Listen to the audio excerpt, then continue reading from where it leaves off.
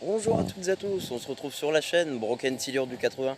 Alors aujourd'hui, comme vous pouvez le constater derrière moi, nous nous retrouvons donc pas au carpodrome cette fois-ci, mais en étang.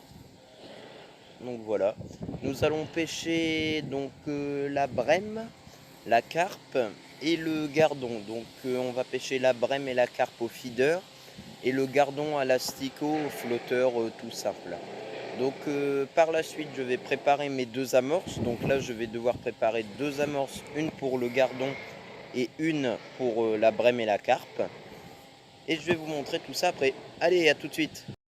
Donc là je vais retirer les affaires du chariot, monter le camp de pêche donc avec le trépied de pesée, le peson, le sac de pesée, le berceau. Ensuite j'irai me positionner. Donc vous voyez on va essayer de pêcher dans cette zone là. Donc il y a déjà plusieurs fois où j'ai repéré qu'il y avait pas mal de gardons qui venaient dans cette zone-là, au niveau de l'arbre, un petit peu plus loin.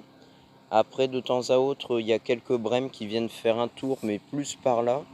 Donc je jetterai ma ligne pour pêcher la brème et la carpe plus dans ce coin-là. Et après, on va essayer. Il y a un peu de vent. Pêcher au flotteur quand il y a un peu de vent, c'est un peu plus compliqué, mais on va voir.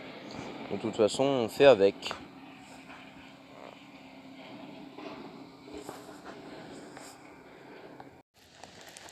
Donc maintenant je vais vider cette petite caisse là, donc c'est la caisse dans laquelle je vais préparer l'amorce pour les brèmes et les carpes. Donc dedans j'y range, vous allez le voir, donc j'y range ma fronde, donc la fronde que j'utilise pour pouvoir amorcer avec les pelets et les bouillettes.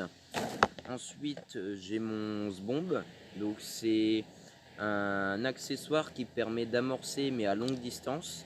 Donc vous venez insérer de l'amorce dedans, vous refermez et quand le sbombe va toucher la surface de l'eau, il va s'ouvrir. Je vous ferai une vidéo dessus, je dédierai une vidéo quand j'aurai un peu de temps. Ensuite ici, donc ça c'est ma petite pelle à amorce. Et ça ce sont les supports pour les détecteurs de ligne. Et je viens de me rendre compte que j'ai oublié les piles à la maison. Bon, c'est pas grave, tant pis. Ensuite j'ai mon gant de mon doigt de protection. Et ensuite, il me restait juste mes deux détecteurs de ligne, donc les EXC10 Extra Carp. C'est ceux que j'ai été chercher en Belgique. Donc ils sont vraiment basiques. J'ai pris les détecteurs les plus basiques que j'ai pu trouver, qui font juste du son et qui clignotent quand il y a une touche. Maintenant que notre petite boîte est vide, nous allons pouvoir préparer l'amorce pour les carpes. On va commencer par ça. Donc j'utilise la Sensas 3000 World Champion Carp, donc extra grosse, parce que c'est le paquet qui me restait à la maison. Donc c'est une amorce qui est composée de farine d'amorce et de graines. Il y a des graines, il y a un petit peu de maïs, il y a un petit peu de... Ouais, c'est ça, il y a du maïs, un petit peu de blé, il y a plusieurs céréales. Donc je vais venir insérer l'amorce dans le seau, puis mettre de l'eau pour ainsi former mon amorce. Donc j'ai mis 300 g d'amorce. Ensuite je vais venir broyer 8 bouillettes. Donc vous voyez c'est les fameuses bouillettes de chez Storfeng. Donc à l'arôme aux fruits tropicaux. Donc c'est des bouillettes de 20 mm et elles sont vendues en paquet de 500 grammes. Un paquet coûte 3,49 €. Donc vous les retrouverez chez Action. Donc c'est les bouillettes les Storfeng de chez Action. Donc maintenant je vais venir broyer mes bouillettes.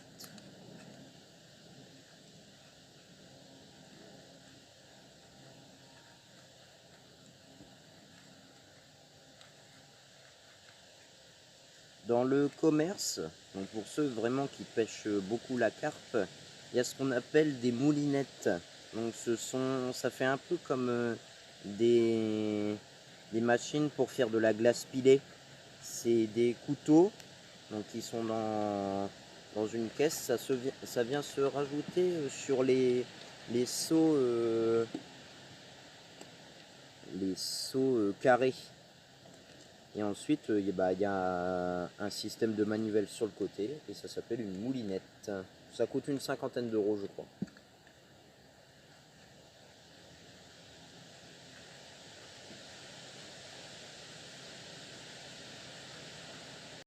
Donc maintenant notre amorce ressemble à ça. Donc vous voyez les petites graines comme ça avec la farine d'amorce et les bouillettes broyées.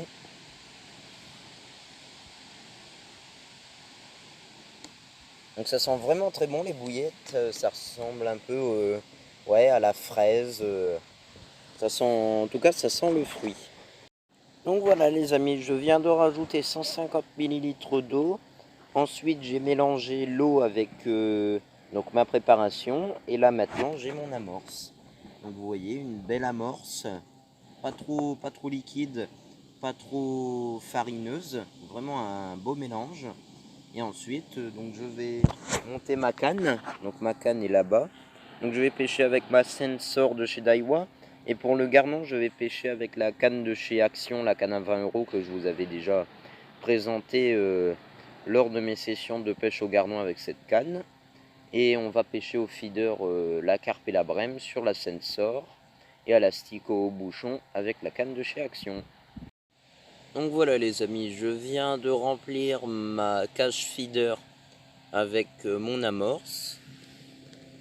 J'ai installé les détecteurs, donc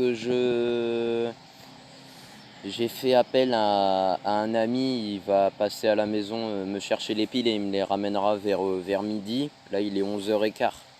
Il passera vers midi, midi et demi. En attendant, je vais faire sans, c'est pas grave. Et donc j'ai installé les détecteurs, ma canne. Ensuite, une fois que celle-là sera jetée, je vais pouvoir me préparer pour faire l'amorce pour les gardons et ensuite monter la canne pour pêcher au gardon. Ça y est les gars, premier poisson, un beau gardon. Il ne doit pas être loin d'une vingtaine de centimètres celui-là. J'irai chercher un mètre après. Donc pris avec l'asticot, donc avec les asticots de chez Action, le coloris rouge. Et vous voyez, il l'a bien engamé. J'ai eu une technique, en fait, je vais vous montrer. Je suis passé le long de l'arbre. Donc voilà, j'ai fait la petite cuvette qui est là. Et ensuite, je suis passé ici, là, et il m'a tapé à cet endroit-là. Et après, ce super gardon, en plus, il m'a fait un beau combat, il a bien tiré. J'avais un petit peu de frein sur la canne, alors le fil, il est parti. Donc voilà, donc je vais le décrocher et puis on va le mesurer. Donc voilà les gars, un joli gardon de 20 cm. Donc on va le remettre à l'eau, hein, ce beau pépère. Ouais, un petit peu plus de 20 cm. 20,5, presque 21.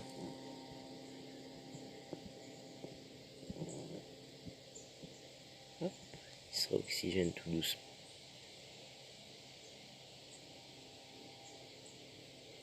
Hop là. Oh, qu'est-ce qu'il a? Un petit coup de mou.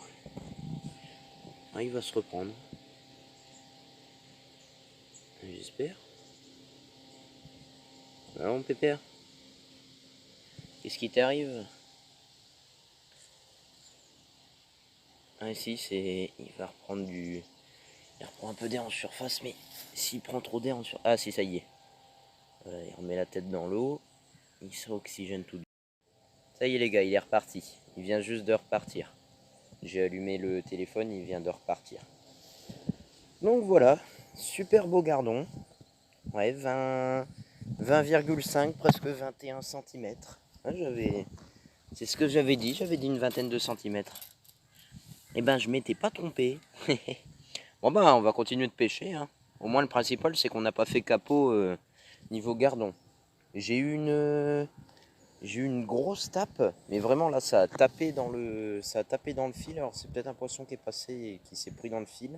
Donc sur la grosse canne, je vais amorcer un petit peu après à l'aide de bouillettes et de pelés, puis on verra ce que ça va donner au fil du temps. Ça y est les gars, deuxième poisson. Donc un autre petit gardon. Donc là j'ai un ami qui m'a amené les piles pour les détecteurs. Donc là j'ai mis les piles.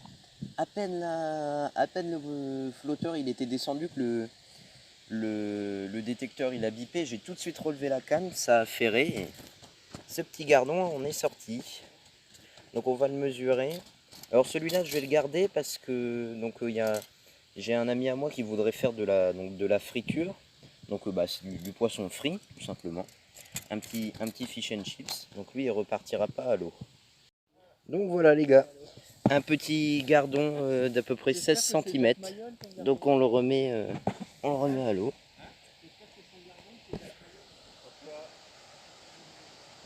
Et voilà, il est reparti tranquillement. Il est reparti, hein. Regarde, il est dans le fond. Ça y est les gars, nouvelle espèce. Une jolie perche commune. Pris donc avec un maïs. Donc le même maïs que j'utilise pour pêcher les gardons. Donc vous voyez à peu près 21 cm. Légèrement moins. Et on va arrondir, ouais, ça fait presque 21 cm. Belle perche soleil, en plus elle a des belles couleurs. Donc voilà, on va la remettre à l'eau. Attends, bouge pas bébé. Hop. Ah, j'arrive à mettre mon doigt dans sa bouche. Voilà, ça y est. Et voilà. Une jolie perche. Un joli percou, comme on dit dans le Nord. Hop, alors. Release de cette jolie perche. Oh! Là, il y a quelque chose à cette canne-là. Et ça doit pas être petit. Vous avez entendu le bip? Les gars, un super beau rotangle avec des nageoires rouges vives. Il m'a attaqué sur la canne à carpe. Alors avec le feeder et le gros maïs. Regardez-moi la taille de ce rotangle. Ça c'est pas un gardon, c'est un rotangle. Je vais le décrocher, on va le mesurer. Et les détecteurs que j'ai achetés en Belgique, ça marche super bien. Il arrêtait pas de jouer avec le maïs.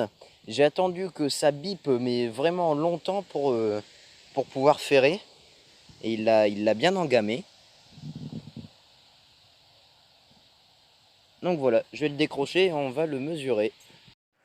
Donc voilà les gars, remise à l'eau de ce joli gardon de 23 cm. Pour l'instant, plus gros poisson de la journée.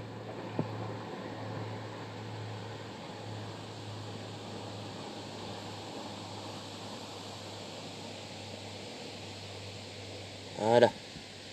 Donc là, pour le réoxygéner un petit peu, j'avais fait la technique de réoxygénation en faisant un 8 dans l'eau. Ça marche beaucoup pour le brochet, ça marche très très bien. Et bah ça marche aussi pour les autres poissons. Bon ben, on va remettre les deux cannes à l'eau, puis on va continuer de pêcher tranquillement. Ça y est les gars, deuxième gros rotangle. Magnifique. Super beau combat. Des cicatrices au niveau de la queue ici. Sur la pointe de la queue, ici les écailles. Pas mal, vous savez que lui il doit être vieux. Ah c'est ce que j'avais dit. Entre 25 et 26 à peu près. Attendez, parce que là je suis... Oui. Oh, plus de 26. Magnifique.